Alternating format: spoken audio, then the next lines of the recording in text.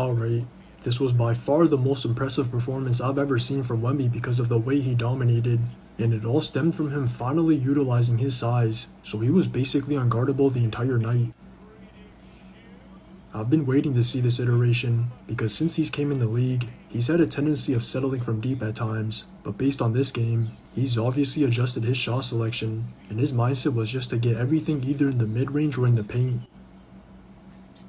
Whenever he got inverted, he was attacking, then whenever he was the screener, he was rolling, and a very noticeable difference was his handles looking tighter and his footwork looking more fluid, especially that step through, because that made it even easier to get to his spots, so he's probably going to continue using that move to cover a lot of ground.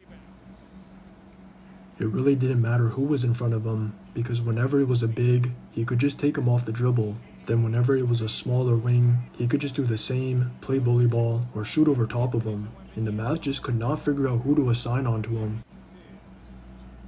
Lively got into foul trouble early, then Ant was just too little, and those two are arguably the best duo bigs in the league, but he had his way easily, so if both of them don't have a chance of stopping him, I don't see how any other bigs will.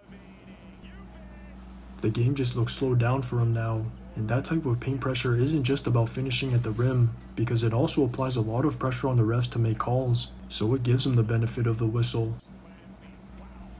But that must have been the mindset for the entire team, because from top to bottom, all of them were doing the same thing, especially in transition, and every time they got a stop, they'd all run the floor immediately. If anything, I was just as impressed to see how good their defensive pressure was, because those runouts start on that end of the floor, and at most, the Mavs only managed to exploit their drop coverage sometimes, so they struggled to even crack 100 points on the night. All of the Spurs were navigating screens to get back in front of their man, staying body to body as much as possible, and making extra efforts on closeouts, so even with a guard-dominant rotation, they were able to cover a lot of ground. I usually don't like seeing small ball because those lineups usually get exploited easily, but the way they were hounding the Mavs reminded me of the way the Thunder play defense. And even if one of them does get beat on the first line, they'll either have Wemby or Cornet on the second line to clean up, or they can even just funnel players into them so they can leak out quicker. There were a lot of instances of that happening, so I was not surprised to see him finish with 31 fast break points and 68 paint points on top of the 17 free throws. And in a way, that was one of the ways they avoided the Mavs bigs in the half court, because the Mavs just could never set their defense.